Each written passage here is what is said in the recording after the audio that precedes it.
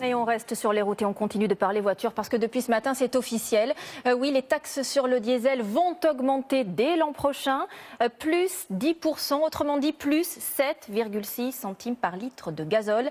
C'est Christophe Castaner, le porte-parole du gouvernement, qui l'a annoncé. Précision et réaction avec Julien Duponchel, Élise Stern et Sylvain Daubat.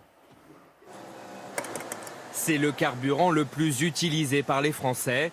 Et le gouvernement l'a confirmé ce matin, les particuliers vont payer bien plus cher leur gazole l'année prochaine. En cause, l'augmentation de la taxe de consommation sur les produits énergétiques et celle de la taxe carbone. Résultat, une fiscalité en hausse de 10% sur le gazole, soit 7,6 centimes de plus par litre. Cela représentera pour un plein de 50 litres 3,80 € en plus avec une citadine classique.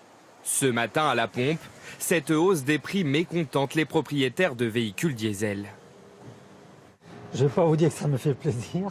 Il y a eu un long moment où on nous a vendu le diesel, que ça polluait moins, que voilà, on nous a incité à acheter des véhicules diesel. Et aujourd'hui, aujourd'hui on va augmenter de 10% le prix du diesel et c'est pas normal. Si je vois que c'est pas rentable pour moi, je passe à l'essence. Le prix de l'essence va lui aussi augmenter 3,9 centimes d'euros en plus par litre, soit pour un plein de 50 litres, une augmentation d'1,95 €.